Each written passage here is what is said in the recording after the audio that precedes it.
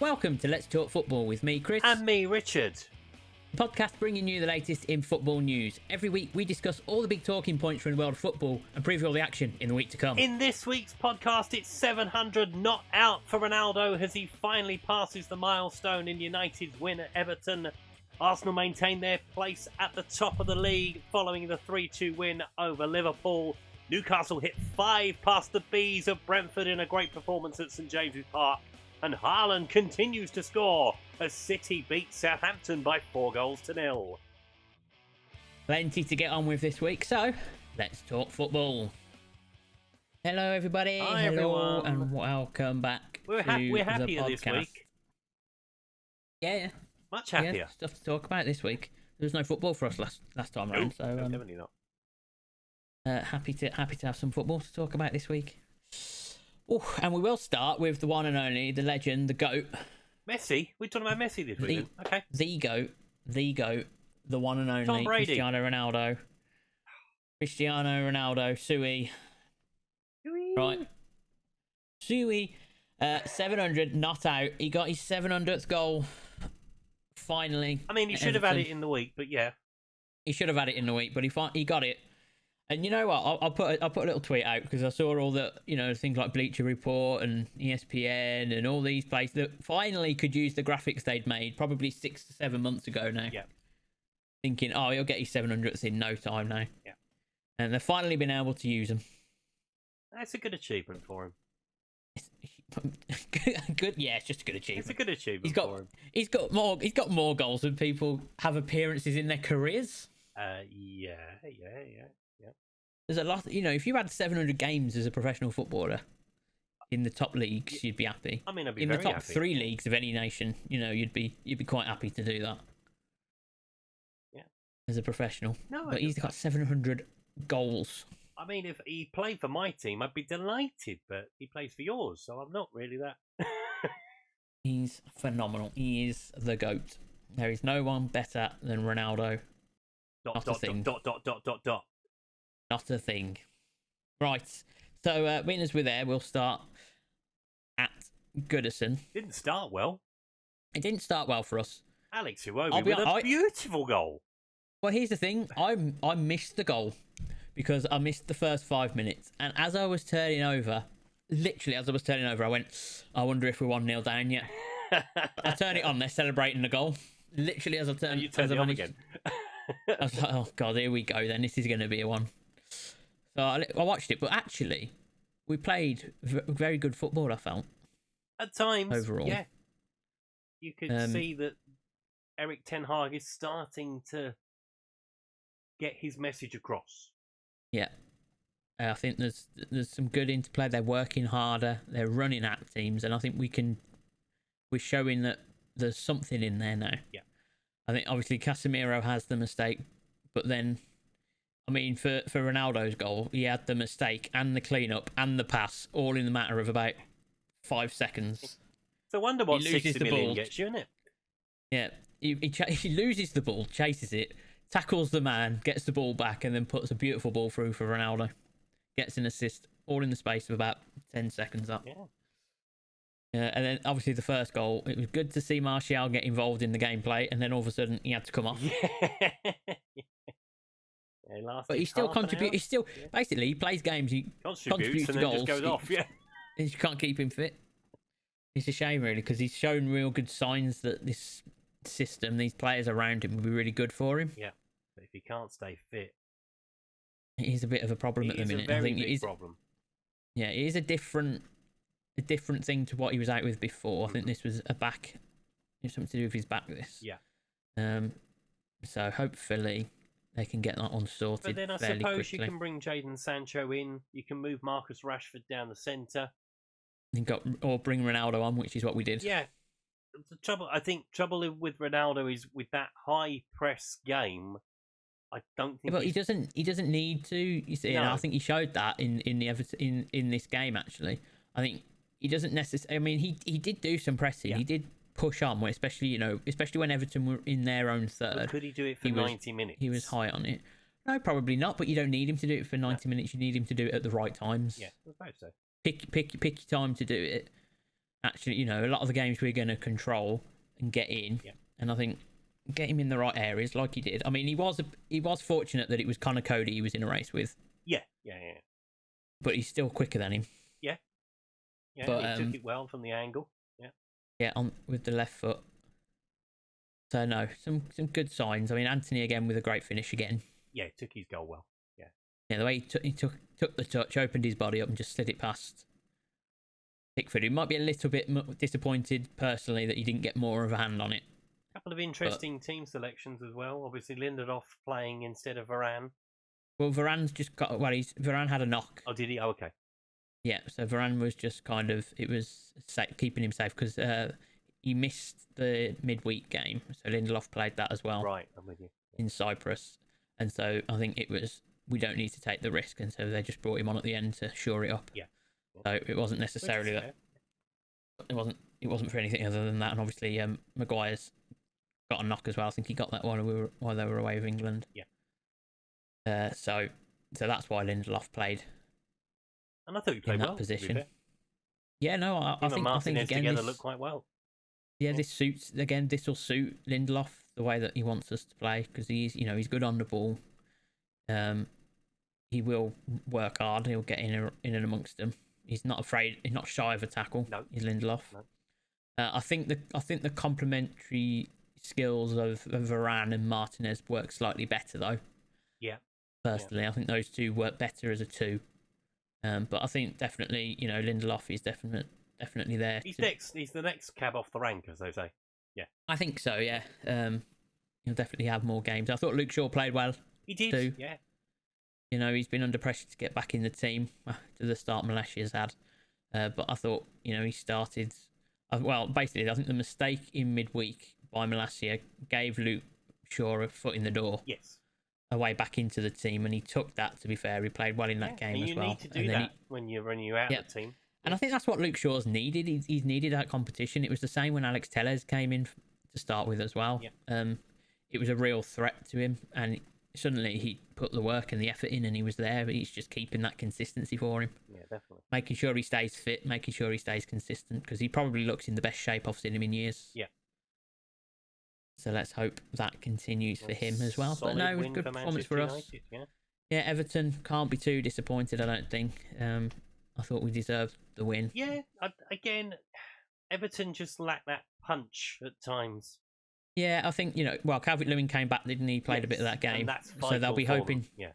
Yeah, exactly. They'll be hoping to get him fit and running back up into the first team. Defensively, they look very solid, Everton. Yeah, I thought. I thought absolutely, yeah. But for Mapai coming in has made a difference to Everton. Yeah. But he's not the player I think that they necessarily needed against United. I think they needed more of a Calvert-Lewin. They needed against someone us. who's got a bit of height.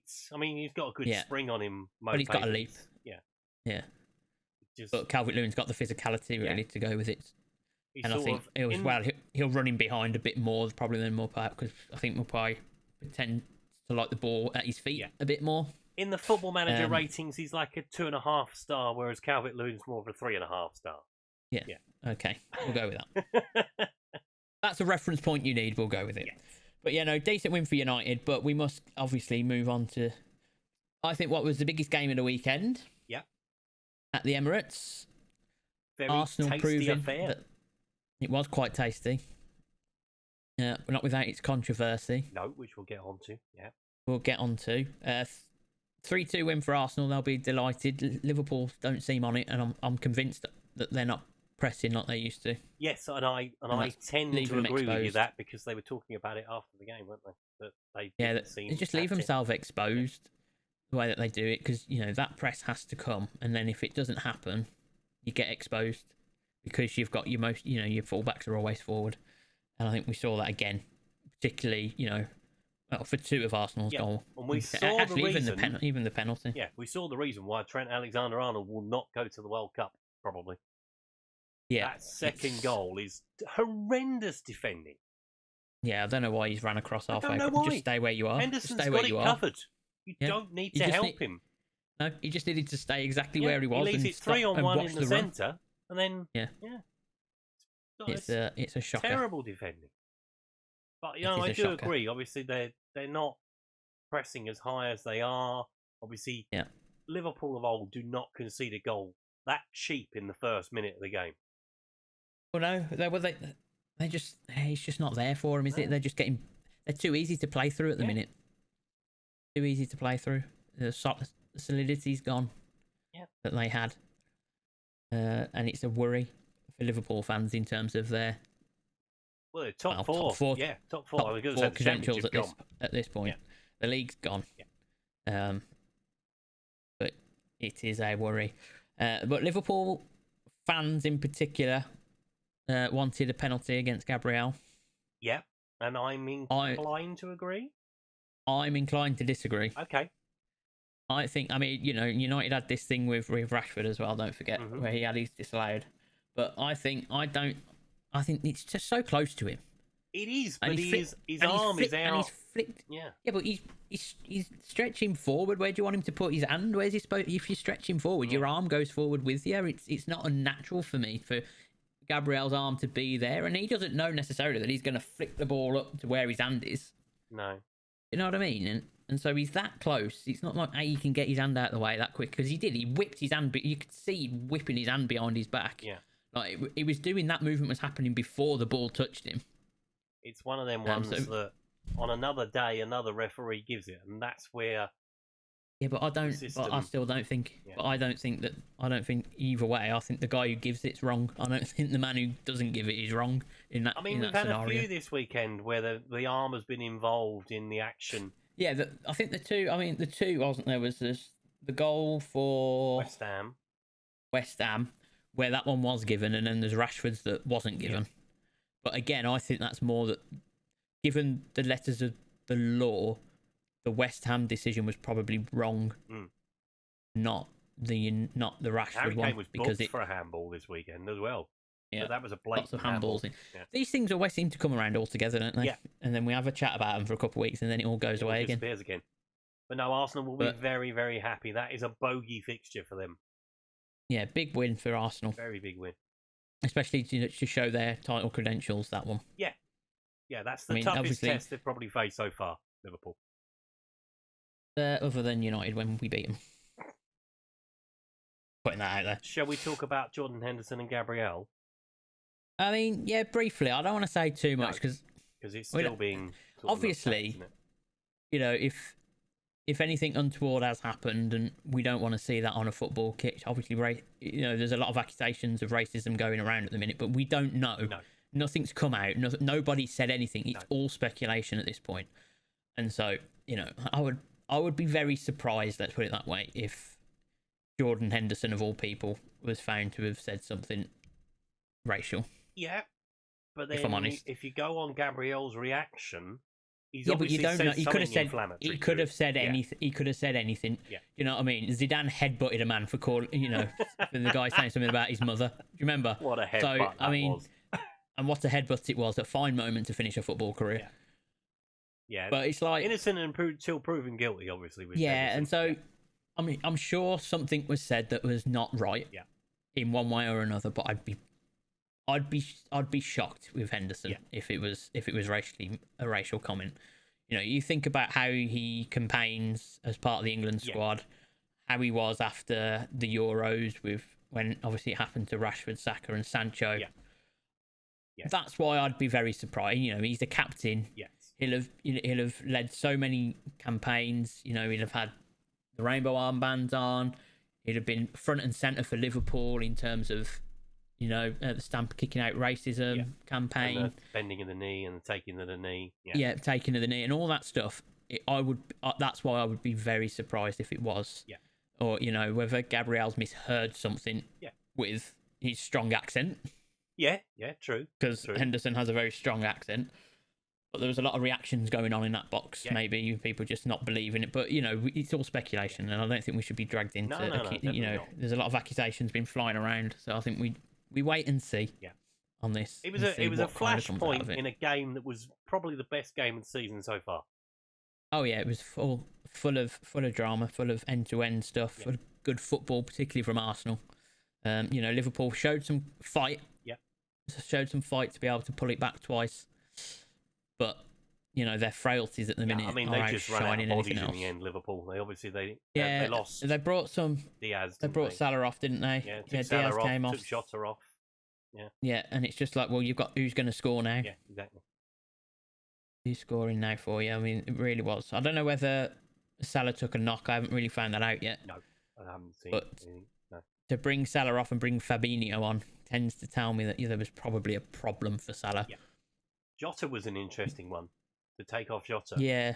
Like, okay, have you given up on this already, or are you worried about the I don't know. midweek, I think maybe he fancied Harvey Elliott to do, because Harvey Elliott's maybe it's not his position, but maybe he just fancied him to try and do something from that position.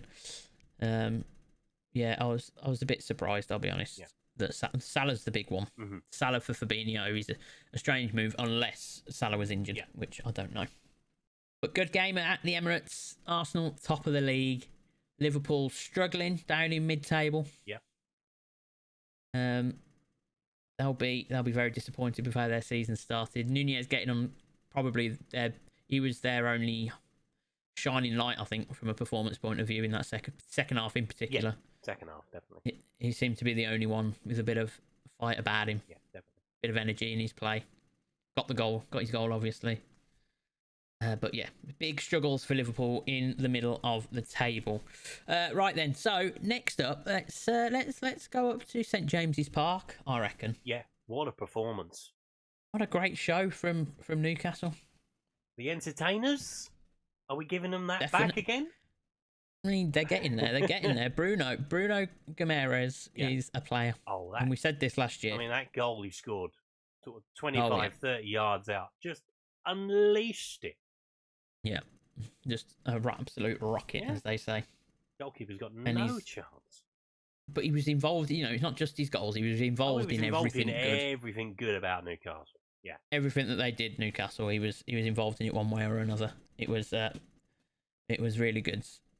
Great performance. We knew Newcastle kind of coming up here. It's been about a year since their takeover now. It has been exactly a year. It was a year on Saturday since the takeover was completed. Yeah. So, that progress that they've made in that short 12 months of time, has been huge. And Eddie Howe's been a massive part of that. Yeah. Massive part of that. And the way they're doing it's right. Yeah. So, they didn't go out and go the old, right, let's get... flick sort of £20 notes at people. Yeah. Well, not even, more the level of player that they went and got. They didn't try and go and get, like, a legend who was maybe in their, early 30s or they whatever, and didn't try and do Man it, City did go with for Robinho, big... basically. Yeah, go and get the big names. They've gone, right, okay, we've got to do this properly. So they've gone and got players that will help push them towards Europe in this first instance. And then they'll probably go out and then go, look what we're doing here, and then try and put the stars on top of that then. Yeah. And put the cherry on top, if you will. On top of the cake, yeah. Yeah, and they'll slowly get through there, but I think there's a lot of players in there who will be... I think actually are performing a lot better than they were last year anyway, The players that were there before. Yeah. There seems to be more about them. Yeah. There seems to be... Obviously, they've had Eddie Howe for the duration of this year now, and he's got his ideas across. He's got his way of working across. He's a good manager. We've always said this. Oh, he is. Yeah, absolutely. I'm thinking of people like Sean Longstaff. Yeah. And Almiron really are the two. I mean, Almiron always showed signs, but he's never been at the level that I've seen him at. Not this season, the last 6 months. Yeah, he looks like a very dangerous player this year. Whereas Almiron, you could kind of go, he might be a 5 out of 10. Now he's sort of maybe a 6 or a 7. Or have a moment. Yeah. He does have a moment in him, but for now it's like... But he was pretty anonymous in most games, yeah. Yeah, there's some consistency coming to that performance now. And they'll be very good. I mean, St Maximin didn't even come on until the 78th minute in that game. Yeah. So, there's a bit of depth starting to come through as well. Definitely. I mean, Joe Linton, who's also been an important part of Eddie Howe's revival of Newcastle, he didn't get on the pitch till later. No. So, but then that's good because they're rotating and they're keeping people fresh. And Brentford will be surprised by that, though. I didn't think they'd lose. Well, I thought it was going to be tight, that one, to be fair. Yeah. I think everyone did really going into that. I think Brentford have have come off a little bit. This obviously, last season they were very, very good. Mm-hmm. It was a very good debut season. They haven't quite been, I don't think, at the same level. They've had moments. Obviously the big win over United. Yeah. But I think this is the old second season. Yeah, just settling into it, and this season's all about sort of survival for them. Maybe kicking on a couple of places, but nothing major. Yeah. Yeah, exactly. But they'll be disappointed, I think, with that performance overall from them. Right, let's go then to talk about Man City, Arsenal's closest contenders at the top of the league. Yeah, they were top of the table for a little while, at least. They were top of the table for a little bit before that game on Sunday. Just another performance, I think. That's you just expect it from City now, don't we? Yeah, they didn't really get out of first gear. It was easy for them. Job done. They thought, right, 65 minutes, 65 minutes rather. We're 4-0 up now. We don't need to bother anymore. We'll just take it easy for the next. Got a big Champions League week. Yeah. Got a bit of travelling to do, so we'll just take it easy. Southampton will be happy it was only 4, I think. I think, in context of previous performances from Southampton at times, they will be delighted. Bit of pressure on Hasenhüttl. I mean, not from this game alone. Yeah, that's the thing, isn't it? And I think it happens. It happens a lot, though. You'll find that they'll play the big games, then they'll change manager. Yeah. And I think it's more of a let's give the new man a chance. Yeah. Rather than it going basing the old person on the performance against the top teams. It's more of on the bounce for Southampton. It is, but I mean, it's Southampton, and they have a knack of just finding results. They do. Yeah. When they need them. And they're not cut adrift anywhere. They're very much in the conversation. Yeah. To stay in the league, it's not as if they're in major trouble at all, or any trouble really. No, they seem to have gone a different direction, Southampton, this year. They seem to have bought a lot of young players in the hope of developing them and trying to sort of build a team for maybe 2-3 years' time. An interesting way of doing it. Yeah. Southampton's danger with that is their history of getting good players, putting them together, and then selling them. Yes. Yeah. So, it's all right doing that, but I think Southampton is definitely a team who need that mix. They do need the youth and experience. Yeah. And I think they've got it in places. Obviously, Ward-Prowse has played quite a few games for them. Yeah. Stuart Armstrong's quite an experienced player. So is Adam Armstrong. Che Adams has been around for a little while now. Yeah. Yeah. But it's adding the quality with it as well, isn't it? And I think, in terms of top half of the table, they're not there. Oh no, they're definitely a bottom half team, Southampton. It's just where in the bottom half they are. Yeah. But no, they'll be happy to get away from City of only losing 4-0. Yeah. Yeah, and Haaland only scoring 1 goal, which is more than what can be said about a lot of football clubs this year. Yes. City are now City and Arsenal all the way. So a quick talk on the title race. I still think City will win this league at a canter. Yeah, I still don't think Arsenal will have the consistency to keep up all the way. Yeah, and like we said last week, they've got to have a 90-point plus season. Yeah. Arsenal, and I'm not sure they've got that quite in them. No, it's a difficult. They've got on a one-on-one game with anyone, they can beat everyone. Yeah. Maybe apart from City, they can beat everyone.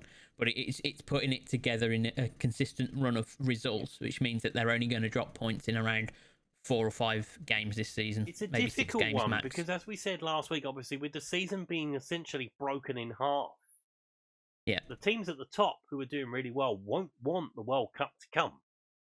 No, they won't. But I mean, that's just part and parcel of it. This season's going to go on forever. But you're just going to lose that consistency. You're going to lose that momentum. Yeah. It's just going to come to a halt. And it is the same for everybody. It's the same for everybody, of course. But I think the good teams will still be the good teams will still be the good teams. It'll just be whether they can find their feet quickly. How quickly they find their feet again. I think after the break. After the break, I think that'll be the key. I think for a lot of the top, because a lot of the top sides are probably going to have maybe 15 players away, maybe. Yeah, give or take. Yeah. But a lot of the other clubs won't be playing that much. I mean, I reckon you'll probably see some winter friendlies. Yes, I don't know whether they probably might not be televised, but there'll be a lot There'll be some warm weather training somewhere for some of the clubs. Yeah, with the players. So we'll left. see. Yeah. Exactly, we'll see how that all plans out though over Indeed. the holiday period. Right, let's move on to Stamford Bridge. Where a new manager can't come soon enough for Wolves. Yeah, Wolves definitely need to get their new person in place as soon as they possibly can. Chelsea just railroaded them. Yes. They were just better, just a class above. Yeah. For Wolves, which isn't necessarily unexpected, but you expect, the Wolves of the last few years have put in fights and efforts and haven't rolled over as easy as I've seen this Wolves team roll on multiple occasions this season. It must be said that this Wolves team has kind of rolled over for others. It's not what we've been used to seeing since they returned to the Premier League. No, and I do worry for them. I still worry for them, Wolves. Yeah, they could be in trouble this year, Wolverhampton, I think. Yeah. Nice moment for Borgia. Yeah. Good goal. I didn't realise he'd been there since he was 8. Yeah, no, it was a long time. Yeah. Long time. Jeebus. Finally gets a break in the first team and gets on the score sheet. Yeah. Nice reception for Diego Costa as well. Yeah, well, you'd expect really at Chelsea. Yeah. For him, he was a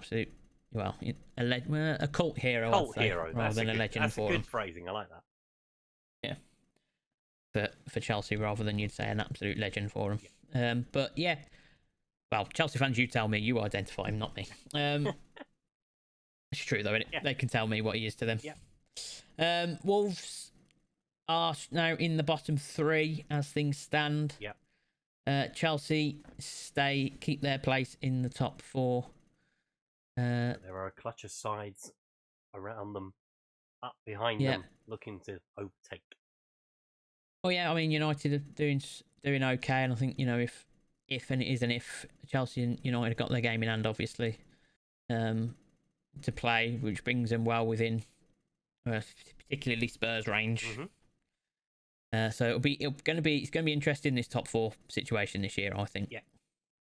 Yeah, because it's going to be interesting. Yeah, Liverpool are struggling very much. Obviously, so. Arsenal have stepped up, which no one saw coming at the start of the season. No, not to the extent that they have done. No.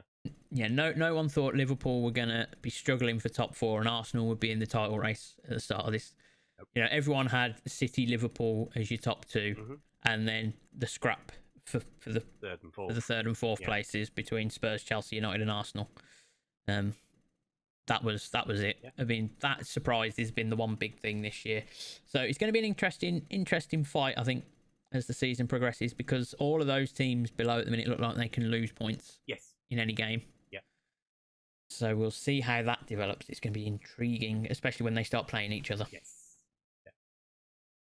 Yeah. Speaking of the last team in that Champions League battle, then Tottenham away at Brighton. 1-0 win, Harry Kane on the score sheet. In a difficult week, after the loss of, obviously, the fitness coach passed away on Thursday. Yeah. Difficult week for the players. But they responded, and to be fair, they battled. Mm-hmm. They did battle in the game, and yeah. Well, you got to do when you go there. Absolutely. I mean, you're not coming away from Brighton. No, without not a fight. for the way where they've been playing this season. Obviously, it was a very even game. Obviously, Harry, manufactures that goal, really, in terms of obviously getting his head down that quickly to flick it into the net. There wasn't too much between the two sides other than that.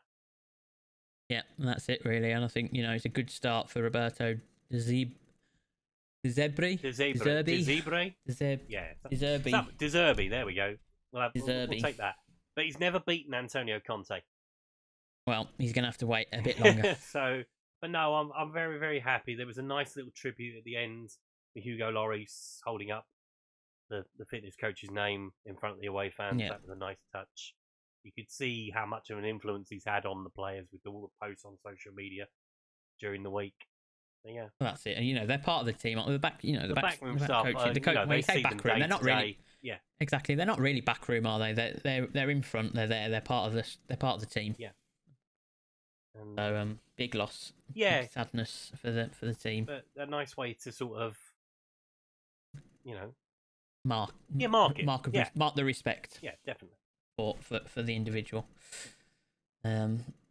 Absolutely. Okay, so then let's go to the lunchtime kickoff actually, because I looked at it at one point. I didn't see this game.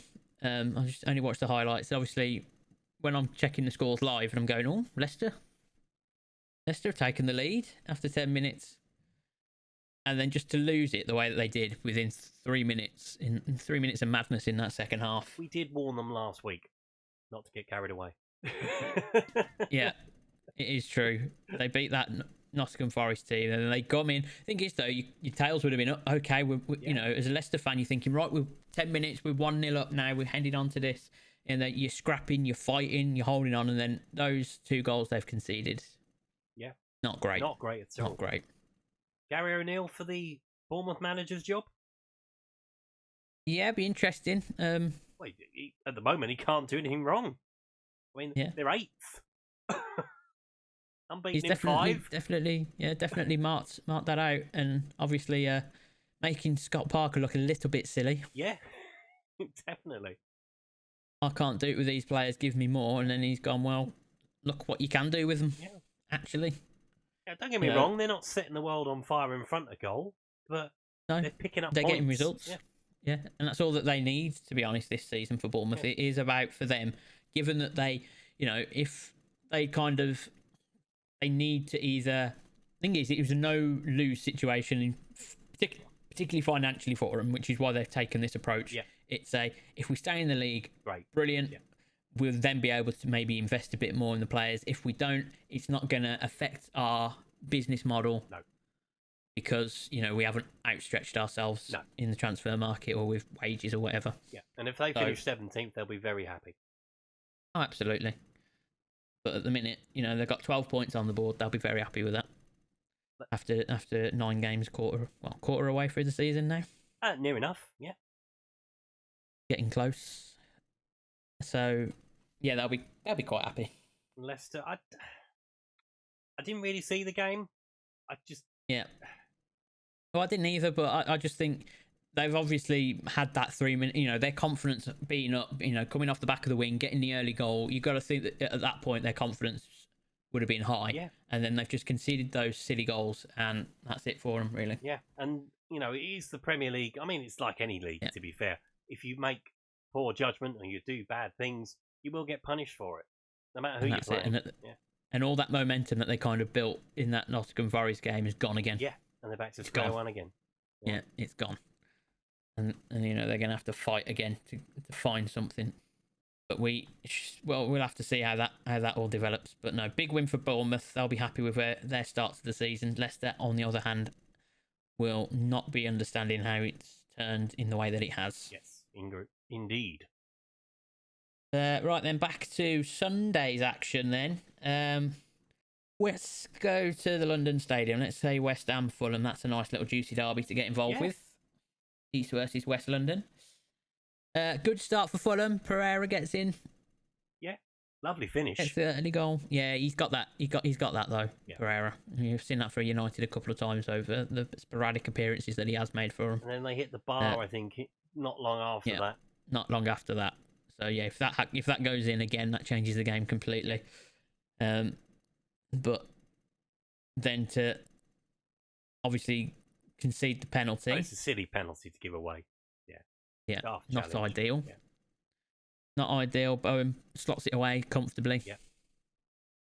And then this is the more controversial, wasn't it? It was the Schumacher one, wasn't it? That had the little bounce up handball in it. Bounce and hit his sort of forearm.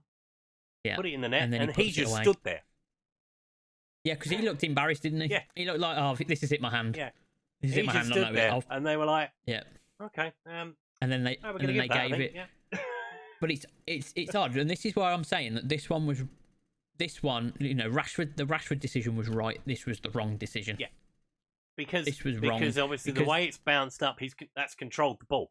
But it doesn't matter. Apparently, it doesn't matter. The rule, it doesn't matter if he's controlled it or whatever. If it touches the hand and then you score just after it, the goal shouldn't stand. Whether it brushes your hand, block it with your hand, you could swing for it. You could swing for it with your arm. Obviously, that's definite. But like, even if it did what it did, and that's just bounce up and tap it, it shouldn't be given under the rule of, I don't know. Either they think that it either quite mistakenly they've thought it hasn't hit his hand. Yeah. Because that's the only thing that would logically mean that they've given the goal. Yeah. Or they haven't followed the rule. They haven't followed the rule. It's one of those two things, because Rashford had the exact same thing. Mm-hmm. And you know, I think I put this out on Twitter actually. I said, if Rashford or indeed Schumacher, if they pass that ball, because I think Rashford had an easy side ball onto Bruno Fernandes, I think, or someone was following it in. If you pass that sideways and it goes in, the goal's given, because the initial handball isn't part of the phase. He's judged differently then because it's an accident, and that's the madness in the rule itself, which is why I don't think this rule should exist. I think actually just get rid of it. Yeah, go back to the old way. But if it's handball, it's handball. Doesn't matter what happens to the ball after it, right? If you're giving it handball, it's given handball, and that's it. Because it's gaining an advantage, no matter how the ball is controlled. Well, yeah. I mean, like keep the consistent handball rule. It doesn't matter what happens in the next phase of the play. So if you're saying, okay, accidental handball is a thing, and under the current rules, if what happened to Rashford and Schumacher happens in the middle of the pitch, it's not given handball. Or you pass the ball and it's not given handball. If you score after that, it should also not be handball. Mm-hmm. Keep it consistent. Yeah. Across the whole, and rather than people going, "Oh, did he score? Oh, wow, it shouldn't be." I mean, these two decisions coming up are just, for me, on the same day, hours apart, being the opposite of each other is odd. So, you know, under the current rules, the Rashford decision was right. This one was wrong. Marco Silva was opinion. Not happy. Then you wouldn't be. Because he has hit his hand and then he scored straight after it. I mean, Rashford had 2 or 3 more touches actually before he scored. Mm-hmm. And then it's hit his arm, it's come down, he's turned and smacked it in the goal and have given it. Yeah. So, yeah, that was the wrong decision in my eyes. Yeah. And then obviously Fulham chasing the game at the end of the game, and chasing the goal at the end of the game, means that Mikel Antonio can come in. Of it. Yeah, getting his. It didn't help that the goalkeeper and the defender got in each other's way, and that doesn't help. Gave the ball back to him. That doesn't help. It really doesn't help, but it's easy at that point. Selhurst Park then, Sunday. Was our first, well, it was the same time, wasn't it? But our first televised game, I believe. Yes. No, it wasn't. Yeah. Was it on telly? I can't remember if that was on the telly or not. I enjoyed it. But it was a good game, that, yeah. I enjoyed it. Palace winning at home. Leeds, again, another team taking the lead. Not holding on. Yeah. Not holding on away from home. Edouard back amongst the goals. Yeah. Eze's scoring goal 2. Was a very, very good finish from a young man that's only going to get better. Yeah, he's been looking good particularly the end of last season. Yeah. He was given a lot more responsibility from Vieira, and now you're starting to see the development and the maturity in the play coming through. I've got a Paul Mersonism for you this week. Oh, go on, what's he said? So he said that Crystal Palace's results weren't reflective of where they are in the table. And I felt like saying to Paul Merson, what's the old adage that they say when everyone looks at the league table? Did he say their results or their performance? Their results. Well, that's dumb. Well, the results are exactly a reflective of their results. The league table doesn't lie. But it might not be reflective of their performances. Yeah, no, he said the results. Oh dear. That's why I say the league table doesn't lie. Big win for Palace actually. They needed that. Gets them away from trouble a little bit. Puts a couple of teams in between them and the bottom 3 now. Indeed. Right, back to Monday night. It's consecutive Monday nights for Forest. And it went better this week. And I thought they played really well actually. They did. Yeah. In this game. It was a lively affair. I think Villa are struggling. Yeah. Ashley Young took his goal well. He took his goal very well, yeah. As he does. He's always had that finish, though. Yeah. That one. He likes that one. Obviously, I think he's now the second oldest player to score for Aston Villa. Ooh, blimey, there's 37. Do you know who the oldest is? Do I know who the oldest player is to score for Aston Villa in the Premier League? In the Premier League. Good one, this. I like this. This is a good stat. Any ideas? I can tell you. Go on, tell It'll me. take too long. Yeah. It's Peter Schmeichel. Oh. Yeah, old Peter Schmeichel. Nice. He came back In and fairness, scored as a I would goalkeeper. have never have guessed a goalkeeper. Look at that.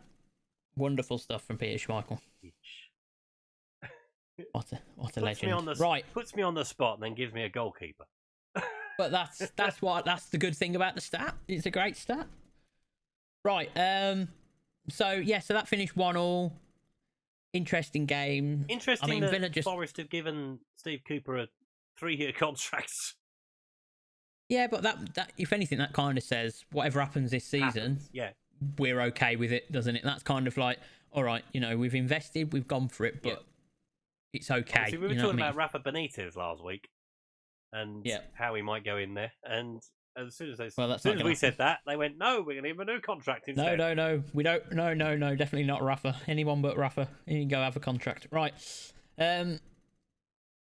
What were we saying? Villa. I was going to talk about Villa because they're not at it Villa at all at the minute. No.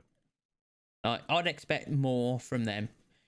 And again, we talked about having the quality of someone like Coutinho in there. Yeah.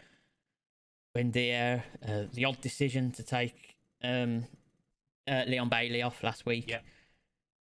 I mean, maybe it was an injury because he wasn't involved. Didn't feature. No. Yeah. So maybe we need to give Gerrard a little bit of an apology for that one. Maybe. I'll speak to him later. I'll let him know. Yeah, he wasn't involved this week, Leon Bailey. So maybe it was an injury last week. But they still, They just didn't create. Know. Yeah, there's just nothing about Villa at the minute is kind of feels good. It all feels a bit negative. All feels negative, not quite right, not quite there. I mean, they're not necessarily in any bit of danger. Obviously, they're in the bottom 5. Yeah. But they're on the same amount of points as Palace, Leeds, point behind Liverpool. Yeah, they're only a point behind Liverpool. So put it into that context. But it doesn't feel so bad. They need a few more points. Than 9 points from 9. Yeah, they need to start winning a few more games. I think at this point of the season. Definitely. Right, so that's the Premier League all wrapped up. I think. Indeed, all wrapped up in a nice little bow. Nicely done. So, is it time to take us around the world? Okay, let's go around the world, shall we? And we'll start by reporting on the Lionesses as they secure a 2-1 win over world champions USA at Wembley with goals from Lauren Hemp and Georgia Stanway. In the big game in Italy, Milan beat Juventus by 2-0 with Fikayo Tomori scoring one of the goals. Napoli cruised past newly promoted Ceramesta as Atalanta and Udinese play out a 2-2 draw.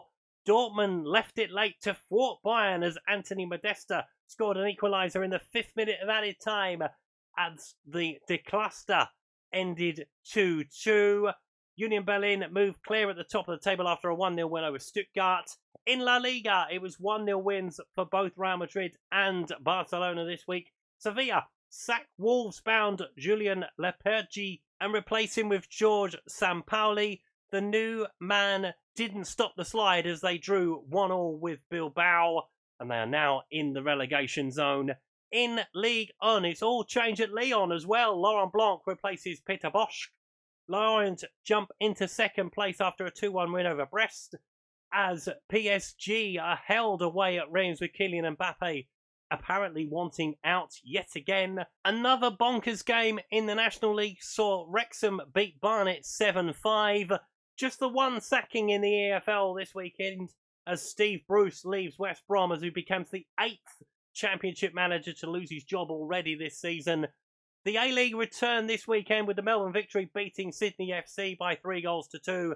And finally this week, with the regular season coming to an end in the MLS, it cannot come soon enough for Wayne Rooney as DC United were hammered 5-2 by Cincinnati. Oh, it's all right in the MLS. You just have another go next year, don't you? Yes, no relegation. Have another go. Yeah. We don't get relegated in American sports. That's not how it works. Oh dear. Right, lots of pronunciation in there. Right, where are we going to next? Speaking of pronunciations, have we got any updates for Donis Avdijaj? What's he been up to? Okay, so we've had 2 games since we've last been with you. They lost 5-1 to PSV in the Europa League. Ow. Did Donny score PSV's goal? He didn't score Donny any goals. No. All right. He got on late on in the game. It was better than the weekend for him. They took on Winterton. Drew 0-0. Okay. But he didn't get on at all. Oh, well, you see, this is the problem. You don't put him on and you're not going to score, are you? Yeah. This is the thing. Yeah. Well, they need to learn. I mean, you need to put the man on. They used all 5 subs as well. I Absolute can see a scenario. You know what happened with Gianluca last season? He's going to end up on loan. He's going to end up going out on loan somewhere, isn't he? He could do. He could very well do. Makes it more interesting for us. Indeed. Right. Let's have a little look then at next week's fixtures. Okay, so Friday night football returns this week with Brentford taking on Brighton. There is a 12:30 game this weekend. It's Leicester taking on Crystal Palace. Then there's just the 2 games at 3 o'clock with Wolves taking on Nottingham Forest. That should be a tasty one. Fulham taking on Bournemouth in the Scott Parker derby. As Tottenham take on Everton at 5:30. Then there are 4 games on at 2 o'clock on Sunday. Southampton take on West Ham. Manchester United take on Newcastle. Leeds take on Arsenal. Aston Villa take on Chelsea before a huge game at 4:30. Liverpool taking on Manchester City. It's a big game, and Liverpool are not in the best of form, but it's a good opportunity for them to try and do something to turn that around. Or Erling Haaland. But I'll tell you what, Erling Haaland versus that defence right now is not looking good for Liverpool, but we'll see how that all pans out. All right, thank you very much for listening this week. Don't forget, if you want to get in touch with us, please feel free to do so. You can tweet us at Let's Football Pod. You can email us at letsfootballpod@gmail.com. But for now, we will be back next week with more fun and games and lots of football chat. So we'll see you all then. Bye. Bye.